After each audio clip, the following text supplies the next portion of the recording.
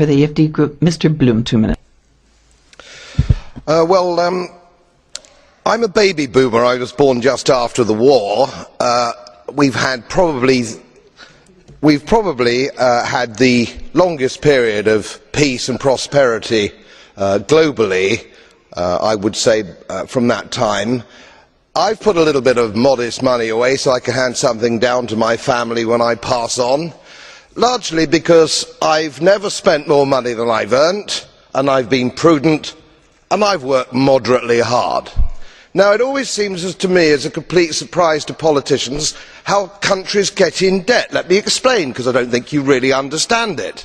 It's because politicians consistently spend more money than they raise in taxation, more money than they can possibly raise in taxation, most of which, in point of fact, they actually waste.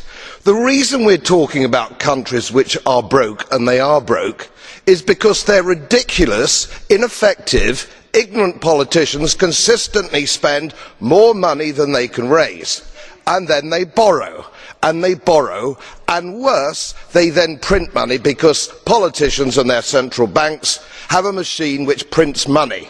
You do that as a private citizen, and it's a criminal offence. You would go to prison for doing that, and politicians and their central banks do it all the time.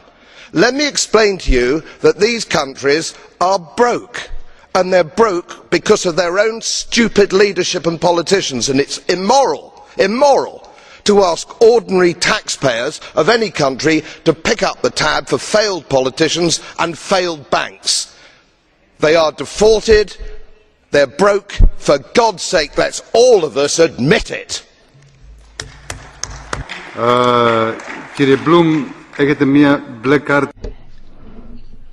Mr. Bloom? Yes, well, thank you very much. Mr. Goebbels is brandishing his blue card. You accept the question? Mr. Goebbels, 30 seconds. President, I'd like to know if Mr. Bloom knows that Spain is less in debt than the UK, that Ireland was under 60% before the banking crisis, and that Ireland, in going to debt to save its banks, saved the money of the British banks. Absolutely right. Absolutely right. I wasn't suggesting my politicians were any less stupid than anybody else. It's an absolute disgrace. And it wasn't even debated in our national parliament to actually rescue these bust banks. If you want to invest in bust banks, do so with your own money, not money from my old age pensioners in Yorkshire on 98 quid a week. You scoundrels.